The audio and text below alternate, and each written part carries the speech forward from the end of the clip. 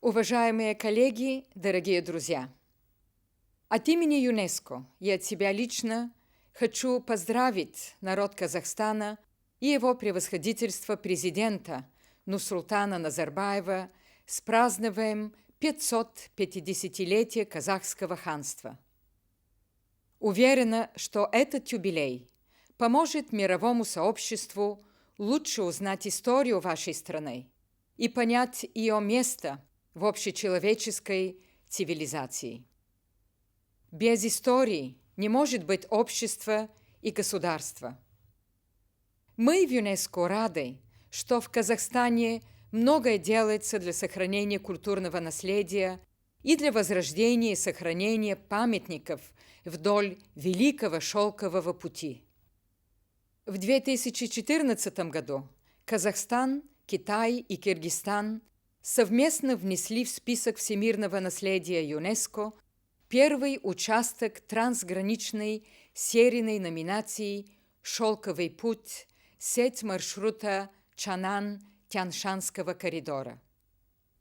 Мавзолей Ходжи Ахмеда Ясауи и петроглифы археологического ландшафта Тамгалы, которые находятся вдоль Великого Шелкового пути и внесены в список всемирного наследия ЮНЕСКО, также связаны с эпохой казахского ханства.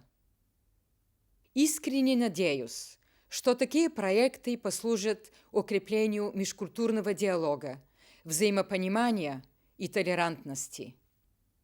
Хочу остановиться на огромном вкладе Казахстана в международное десятилетие сближения культуры 2013-2023 год.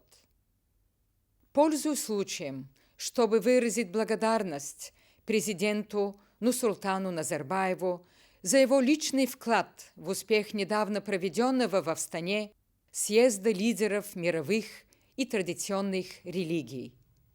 Надеюсь скоро приветствовать президента Назарбаева в штаб-квартире ЮНЕСКО в Париже в рамках международного празднования 70-летия нашей организации, в развитие которой весомый вклад внесла ваша страна.